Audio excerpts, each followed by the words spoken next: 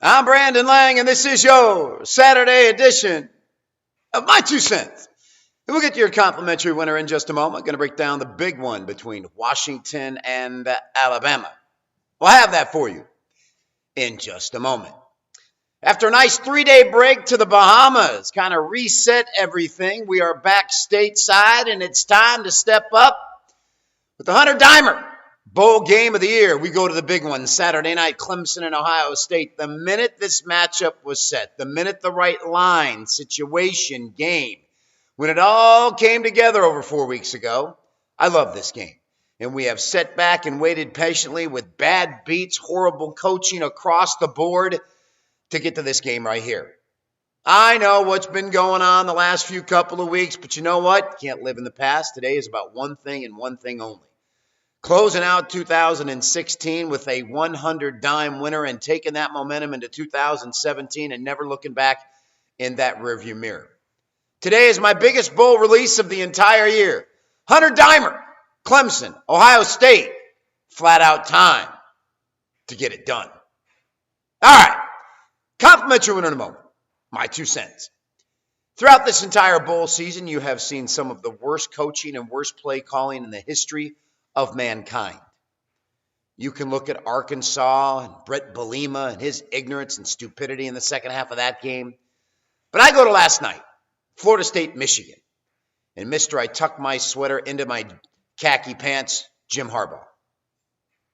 Florida State, trailing 30-27, finds itself with about a minute and a half to go. Minute 50 to go, about 2 minutes to go.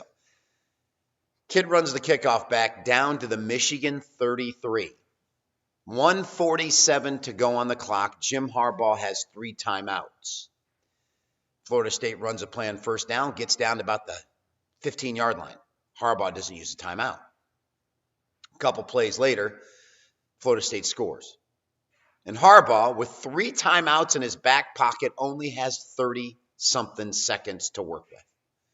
Did you ever think when Florida State got down to the 33 and they gained that first big chunk of yardage and got down between the 10 to the 20 that you might want to use those timeouts just in case they scored so you'd leave yourself a little more time on the clock? And then, as fate would have it, Michigan blocks the extra point, runs it back for 2 points, and now they only trail by 1.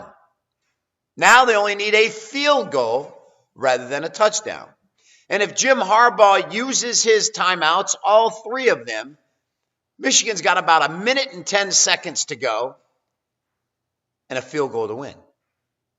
But because once again, nobody taught Jim Harbaugh or other college coaches, or for that matter, NFL coaches about clock management and timeouts, game over. Someday, somehow, these coaches will hire someone and their only job is to help them manage the clock. Because as we saw last night with Michigan, another debauched effort, this time by Jim Harbaugh. All right, Washington and Alabama. Line went up to 16 and a half. Allegedly some sharps banged it in Vegas. It's down to 14. A lot of people liking Chris Peterson here. For me, I can't sit back and root for Chris Peterson. I just can't. The guy has buried me more times than I can remember. So for me, I'd rather sit back at 3 o'clock today with my ice cold one, a little bag of chips and salsa, and root for the Alabama Crimson Tide. So in this one, we're going to tease Alabama from -14 to -7. We're going to tease the total up to 59, and we're going to go under the posted total. Alabama and under, 2-team teaser. Let's roll the dice with the Crimson Tide. That's it, everybody. Enjoy a 100-dime bowl game of the year today. Win or lose, I'm Brandon Lang. We'll see you next year with another edition of My 2 Cents.